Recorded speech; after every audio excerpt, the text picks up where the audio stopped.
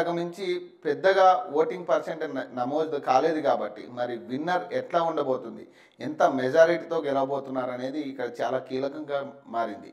So ఈ నేపథ్యంలో కొన్ని రిగ్గింగ్ జరిగింది కొన్ని ప్రాంతాల్లో అని చెప్పి ప్రతిపక్ష నాయకులు వాగ్వాదానికి దిగిన పరిస్థితి, కంప్లైంట్లు ఇవ్వడం జరిగింది.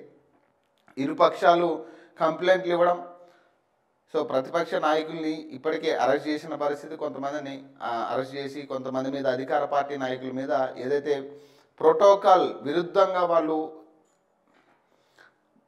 పోలింగ్ బూత్ల దగ్గరికి వెళ్ళారో వాళ్ళ మీద కూడా కేసులు నమోదైన పరిస్థితి. ఇప్పుడు దాకా చూసిన ఎగ్జిట్ పోల్స్ అన్నీ కూడా దాదాపు కాంగ్రెస్కే ఎక్కువ శాతం మొగ్గు చూపిన పరిస్థితి.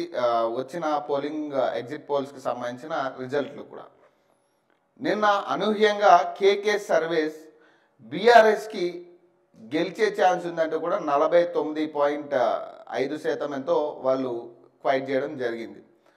దాదాపు కాంగ్రెస్కి వచ్చి 41 ఎంతో వాళ్ళు పర్సెంటేజ్ ఇవ్వడం జరిగింది. అంటే దాదాపు 8% మెజారిటీతో బీఆర్ఎస్ గెలవబోతుంది జూబ్లీహిల్స్ ఉప ఎన్నికల్లో అనేది కేకే సర్వే ఇస్తున్న రిపోర్ట్.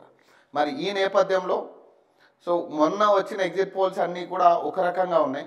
కాంగ్రెస్ గెలిచే ఛాన్స్ ఉందనేది చాలా ఇంపాక్ట్ క్రియేట్ అయింది. ప్రజల్లో కూడా కొంత చర్చ నడుస్తూ ఉంది దీనికి సంబంధించి. అంటే కాంగ్రెస్ గెలుస్తుందా లేదా, ఎందుకంటే ఇది ఒక సిట్టింగ్ స్థానం బీఆర్ఎస్కి. దాదాపు 3 సార్లు ఇక్కడ బీఆర్ఎస్ ఎమ్మెల్యే గెలవడం జరిగింది మాగంటి గోపినాథ్ గారు. మరి ఆ సిట్టింగ్ స్థానంలో మరి కాంగ్రెస్ గెలిచే ఛాన్స్ ఉంటుందా, మళ్ళీ బీఆర్ఎస్కే పట్టం కట్టే పరిస్థితి ఉంటుందా? కేకే సర్వేస్ ఏదైతే చెప్తా ఉందో 8%తో బీఆర్ఎస్ గెలవబోతుంది అనేది. ఇది ఎంతవరకు కరెక్ట్ అనేది రేపు ఈవినింగ్ కల్లా ఒక నిర్ణయం వచ్చేస్తుంది. ఖచ్చితంగా ఒక అనౌన్స్మెంట్ ఎవరు ఎమ్మెల్యే అనేది ఒక క్లారిటీ వచ్చే పరిస్థితి ఉంది. దాదాపు ఇంకా 48 గంటల లోపే ఉంది. ఈ నేపథ్యంలో ప్రధానంగా ఇవి యావత్ తెలంగాణ నాయకులు కావచ్చు లేదా ప్రజలు కావచ్చు ఎదురు చూస్తున్న ఎన్నిక. ఎందుకంటే దీని తర్వాత దీని ఇంపాక్ట్ అనేది ఖచ్చితంగా రాబోయే లోకల్ బాడీ ఎన్నికల్లో కావచ్చు. ఎందుకంటే దీని ప్రభావం ఎక్కువ పర్సెంటేజ్ వాటి మీద ఉండే పరిస్థితులు కూడా ఉన్నాయి. లోకల్ బాడీ ఎన్నికలు కావచ్చు, లేదంటే ఉప ఎన్నికలకు సంబంధించి దాదాపు